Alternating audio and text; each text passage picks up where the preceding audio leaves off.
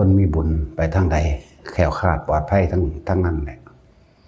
มันจะเจอเหตุการณ์ขับขันรถส้นกันรถมุนเบิดบีบูมุนเบิดแต่คนบ่เป็นอย่างเลยคนที่ถูกล้อมไว้คล้ายกับเฮาอยู่ในท่ามกลางของลูกโป่งซึ่งเหตุการณ์หลายๆอย่างนี่มันก็เกิดขึ้นกับผู้เป็นเองเขาก็มาเว้าให้เฮาฟังมากกับหลายคนแล้วแต่ยังคือบักลำเพิ่นวงศกรบอกว่าแม่นบ่โยคาวราชบอกบ่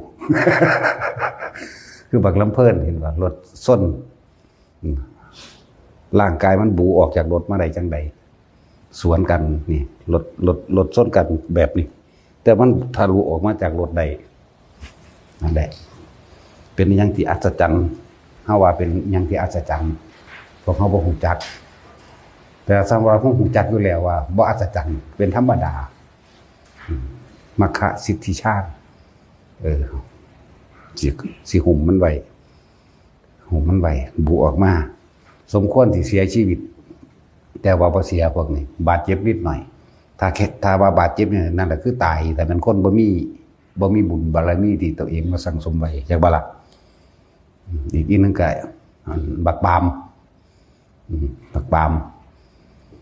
อ้วนลูกอีอันตาสกปรกนะตายังก็คือตามักเลาะมักแวะยังนะอีตาอันหัวสกปรกหัวบ่ซักนั่นแล้วรถส้นกัน3คันเนาะ3คันมันอยู่การบีบูบุญเบิดแต่ว่ามันบ่เป็นหยังเลยแหมมันบ่มีหยังเลยหลวงพ่อช่วยด้วยสั้นๆแล้วแต่ว่ามันก็มาปฏิบัติฝึกหัดภาวนาอยู่นี่เป็นปีแล้วละ2 ปีแล้วมั้งเนาะสั้นๆแล้วที่จริงคือขันนั้นคือขันต้องเสียชีวิตเอง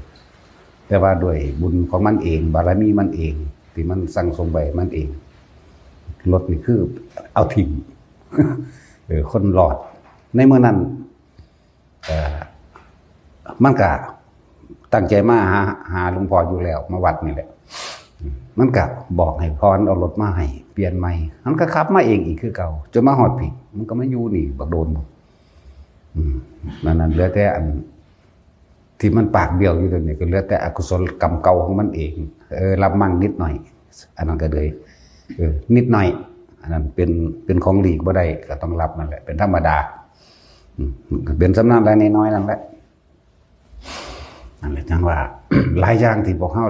หลอดหรือแคล้วคลาดปลอดภัยก็เพราะว่าอาศัยบุญเจ้าเองเด้บ่มีผู้ใดมาถ้าว่ามีเทพเทวดาอินพรหมรักษาบอกมี